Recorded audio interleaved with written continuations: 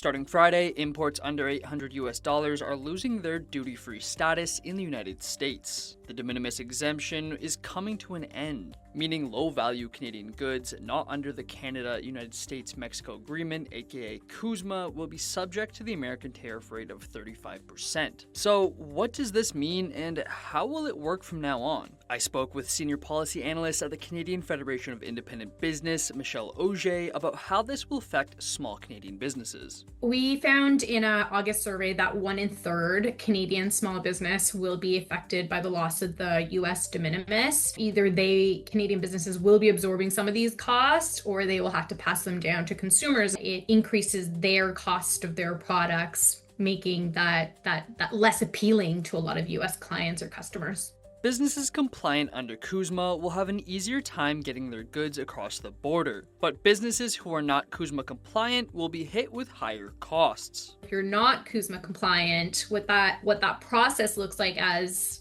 you're shipping across border is that essentially now duties and taxes will be added on to your product, making that Canadian business's product less competitive in the US market. Purchases entering the US that previously did not need to clear customs or require vetting will now be subject to their origin country's tariff rate, making low-value import goods more expensive for American consumers. Auger adds that many small Canadian businesses will be at a disadvantage because they won't be able to absorb new rates and fees. This leaves the big box stores and larger brands with the upper hand. Larger business is a bit of an advantage because they've got a position in the US market to be able to absorb some of these costs, where small businesses right now are really feeling the cost pressures and there's not much room to absorb some of these costs. Data from an August CFIB report shows that some Canadian businesses are moving away from the American market because of this. But on a federal level, Auger says the government could be doing more to help small businesses across the country. Canada has been collecting a lot of this counter tariffs money. Small businesses have already paid billions into this tariff money. And what we've been urging the government is that they need to get that money back to small businesses who have been both directly and